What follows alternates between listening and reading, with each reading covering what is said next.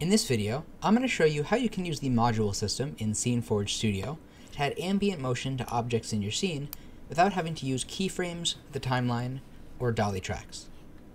To get started, all you have to do is select your desired object and click on this Add Module button that's at the bottom of the Properties panel. And you'll see three options to add a travel object, rotate object, or scale object module to this object's properties. This is very similar to components in Unity or blueprints in Unreal Engine to add additional default behaviors for objects in your scene.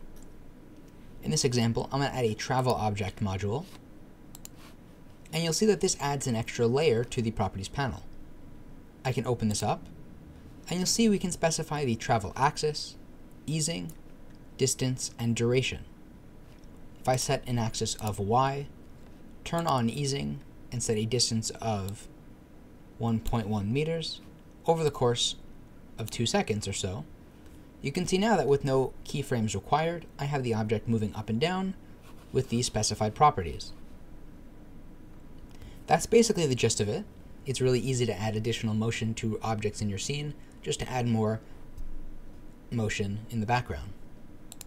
I can also stack modules together by adding a rotate module, selecting the y-axis and increasing the duration.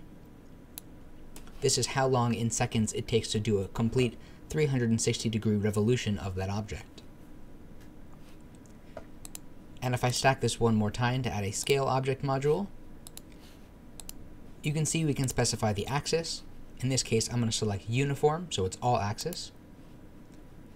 Increase the scale factor to 1.4 over the course of 2.7 seconds.